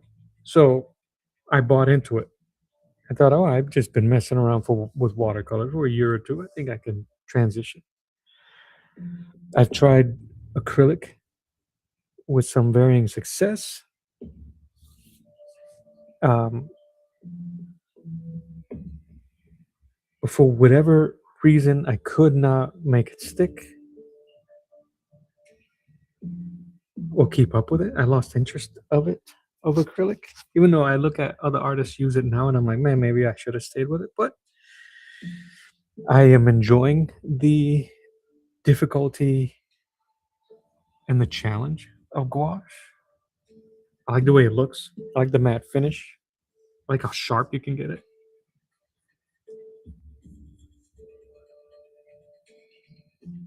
I like that it can how versatile it is. I like that there's so much stuff to it that I have yet to try. Um, it's inexpensive, but really, I kind of the I initially got into it because I fell into the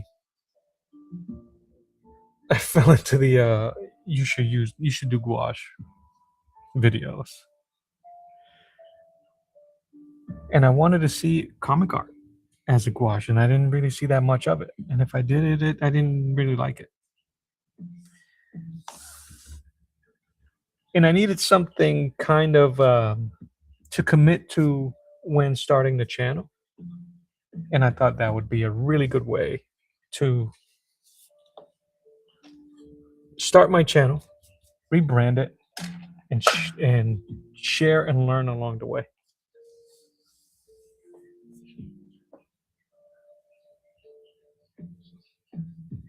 Hopefully that answered your question.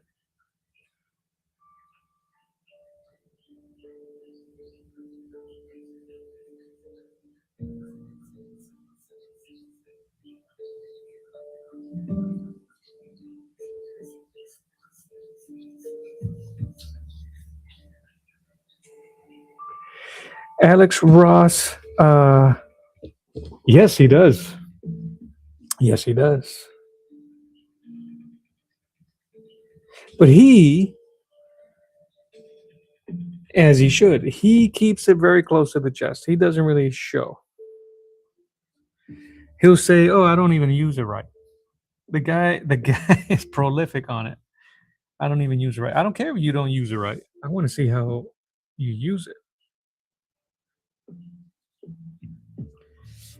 And it looks like he uses it a lot like watercolor, uh, and just layers on top of it because it isn't opaque.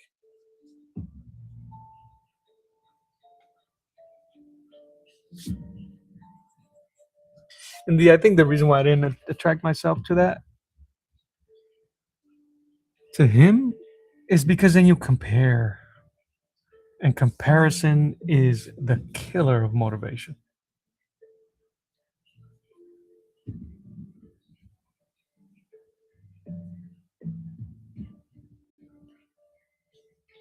So that's so funny. I think I may have subconsciously removed the fact that he uses gouache. And I have mythology, Alex Ross's mythology, his marvelosity, and his dynamite art. So it's not like if I don't look at his work, I'm constantly looking at it.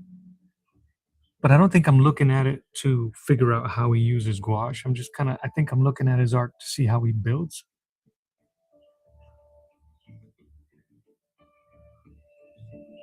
In his DC mythology book,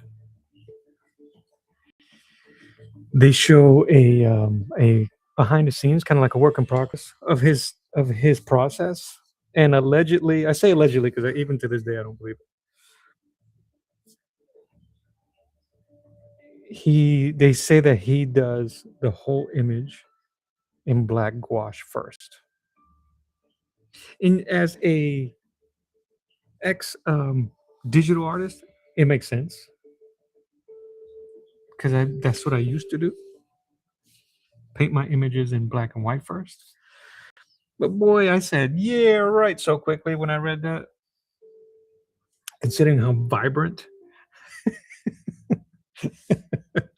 I was calling BS in his home book. Oh crap, buddy. Oh my god. I'm such a hater.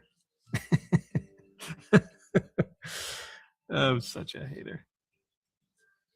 But hating that level of hate is a level of appreciation. So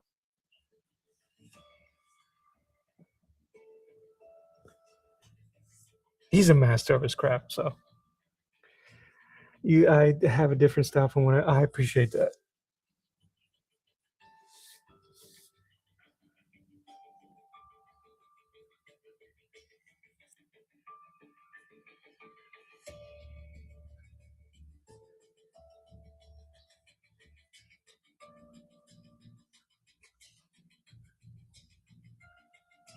I think this is more akin to what I feel my style is. A very,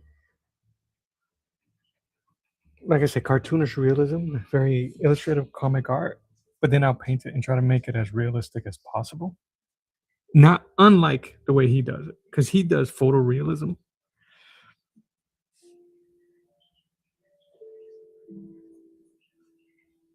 And I don't do photorealism.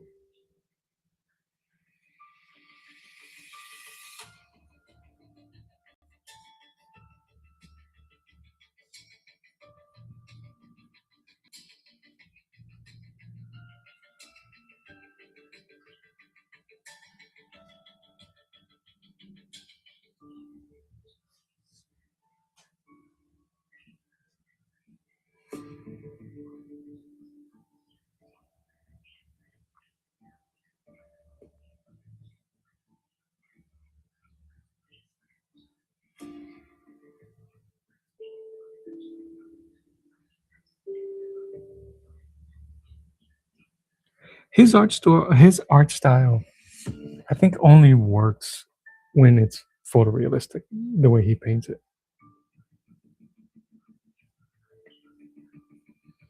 And that's not even a dig. The dude is, again, a master of his craft. I could only wish to get that good, but he's done it for so long, and I think it's been in his family. His mom was an artist. I think she went to University of Chicago. I'll have to double check. So it's in the genes.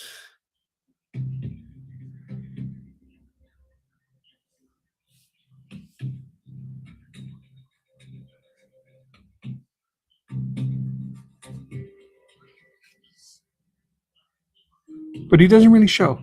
He doesn't really. There was no show and tell. He just shows. He really doesn't care if you ask questions of him. I think he claims that he finds it interesting that people would sit and watch him draw or paint. I don't think he understands how our appreciators of art. I could watch him paint all the time. I wish his videos online on YouTube were a little longer, but it'll be 15, 20 minutes and very little showing of his work.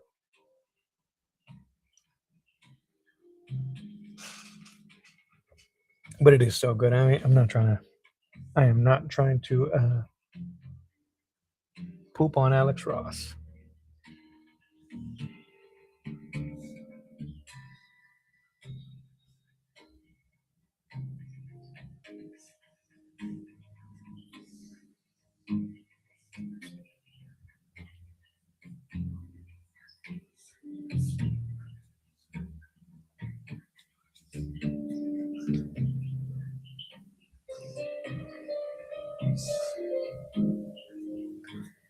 I don't want these to look like bandages, just wraps. So I gotta make them thick.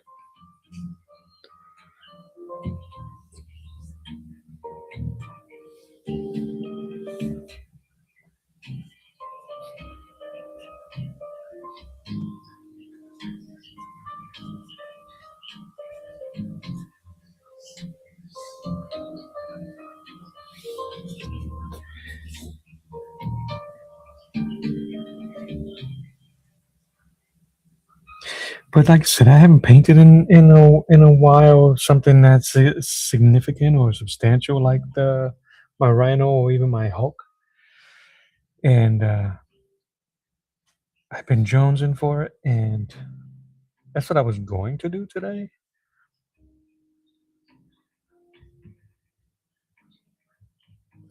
But I really didn't have anything to paint.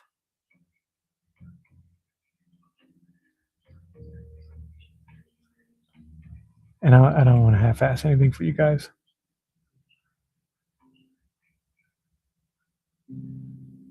Watching me draw, yeah. What? Yeah, whatever, David.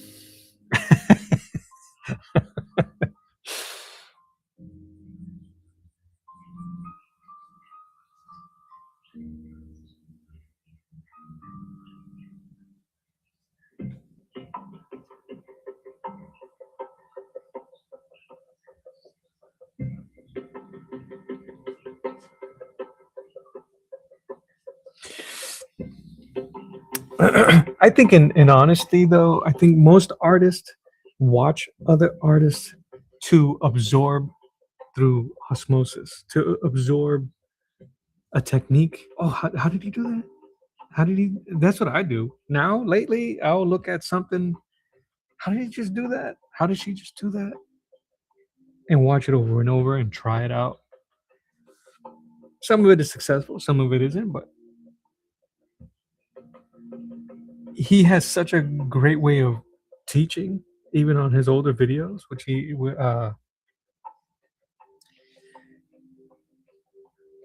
that I did not appreciate when I first started following him. I do now, as I'm trying to write, refine, and create my own story.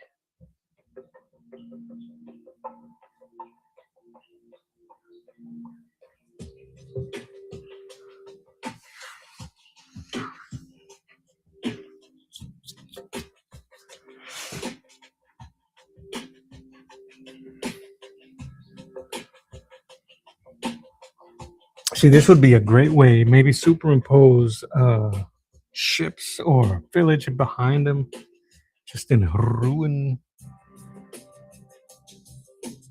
But I don't know. I might just copy a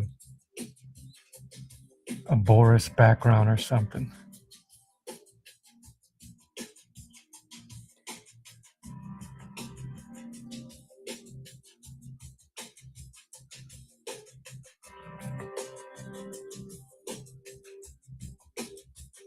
Because the picture's so close.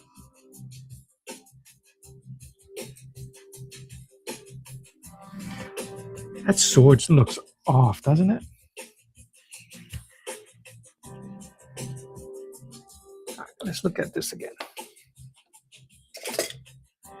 So if that's the center. Oh yeah, that's off. I was trying to have it work with the. All right, give me a second. I might have to erase this big time, bigly.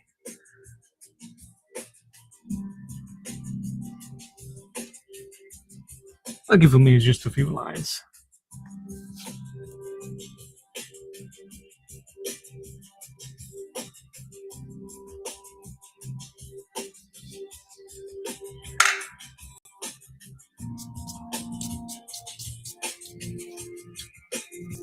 I'm gonna have to vacuum later. Have eraser guts all over the place. All right, let's do this again.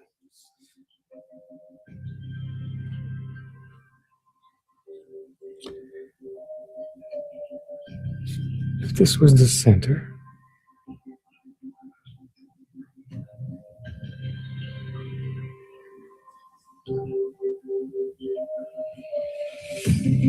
that means that is the center. I wonder if you guys can see what I just did.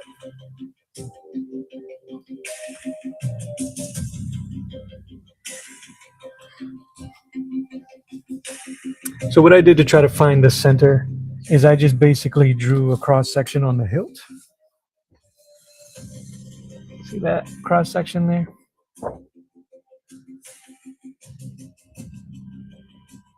diagonal line, or I could have done a vertical and then I did a X, and where they all converge is the center of the hilt.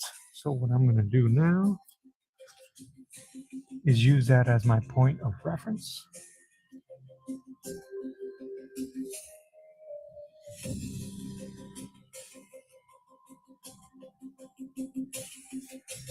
And I gotta find, this hilt is in 3D space.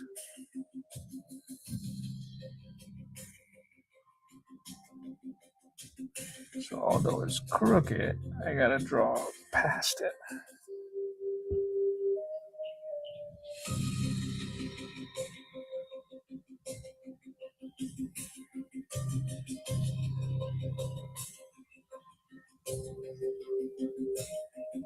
So if this was the center of the sword, I think I had the center right. It's the other stuff that was terribly off.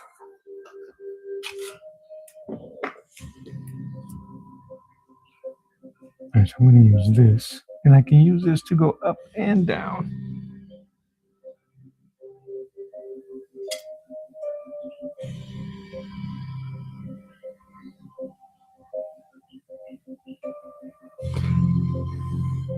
It actually creates kind of a tangent, so the sword crosses through where his eyes are.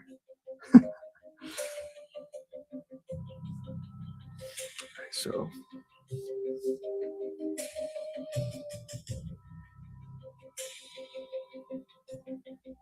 that's my line.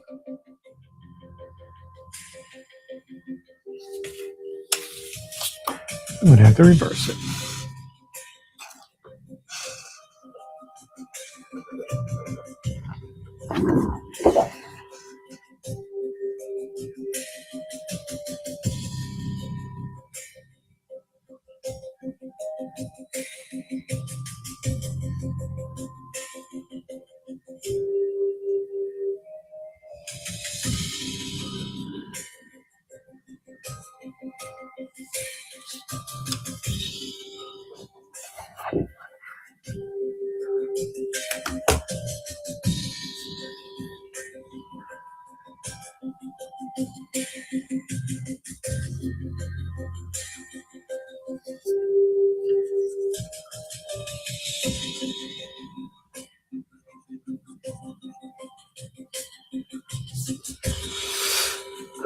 Also, yeah, I don't mind shorts or speed draws. That's the majority of my videos. But as long as you get to see the process, I don't mind it.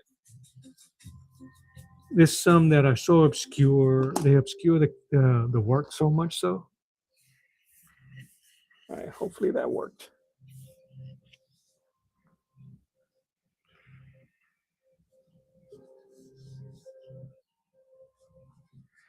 It's so ridiculous, this sword.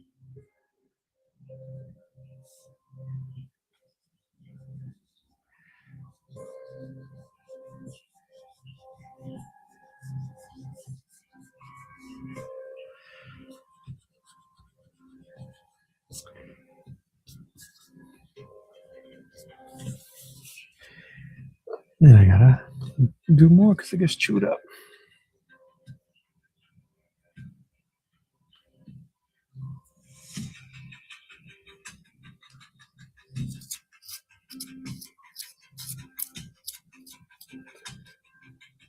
It's been 2 hours. I think that's gonna be my time for today.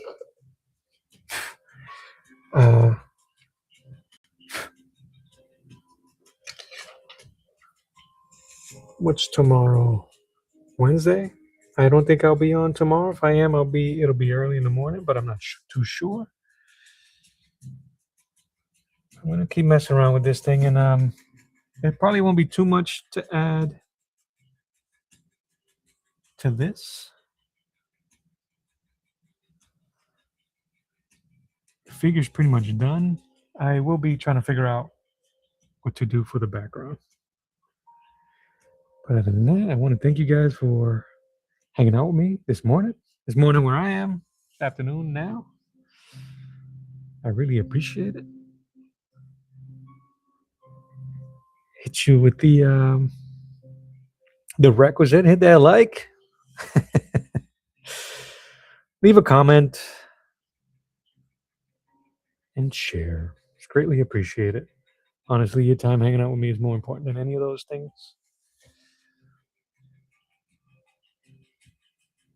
And that to me is more important.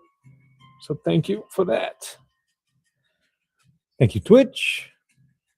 Thank you, YouTube. Friends, family, neighbors.